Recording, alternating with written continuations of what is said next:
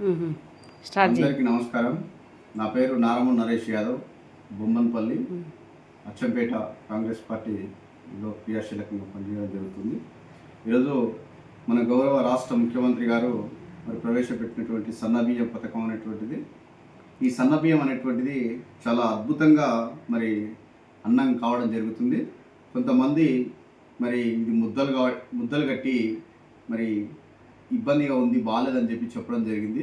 అలాంటి వాళ్ళకు నేను ఒకటే, గౌరవ రాష్ట్ర ముఖ్యమంత్రి రేవంత్ రెడ్డి గారు చేపట్టినటువంటి ఈ యొక్క బహుత్తరమైనటువంటి కార్యక్రమం ఇది యావత్ భారతదేశ చరిత్రలోనే తెలంగాణ రాష్ట్రంలోని ప్రవేశపెట్టడం జరిగింది.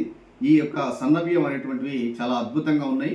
ప్రతి ఒక్కరు కూడా ఈ యొక్క బియ్యాన్ని అమ్మకుండా వారి ఇళ్లలో వంట చేసుకొని తినాల్సినటువంటి బాధ్యత ఎంతైనా ఉంది. తక్కువ రేటుకు ఈరోజు మనకు ₹1 ఖర్చు లేకుండా మనకి బియ్యం అనేటువంటిది ప్రభుత్వం ఇస్తున్నటువంటి మహత్తరమైనటువంటి కార్యక్రమాన్ని రేవంత్ రెడ్డి గారు తీసుకోవడం జరిగింది. ఈరోజు మా ఇంట్లో ఈ సన్న బియ్యంని వండడం జరిగింది. చాలా అద్భుతంగా ఉంది. చూడండి, అన్నం ఎంత బాగుంది, చాలా అద్భుతంగా ఉంది. కాబట్టి ప్రతి ఒక్కరు కూడా రాష్ట్ర ప్రభుత్వానికి రుణపడాల్సినటువంటి అవసరం ఎంతైనా ఉంది. ఈ సన్న బియ్యాన్ని కూడా ఎవరు కూడా అమ్మకూడదు అనేటువంటి విషయాన్ని తెలియజేయడం జరుగుతుంది. ఈ యొక్క పేద ప్రజల కోసం ఈ యొక్క సన్నబియ్యం పథకాన్ని రేవంత్ రెడ్డి గారు ప్రవేశపెట్టడం జరిగింది.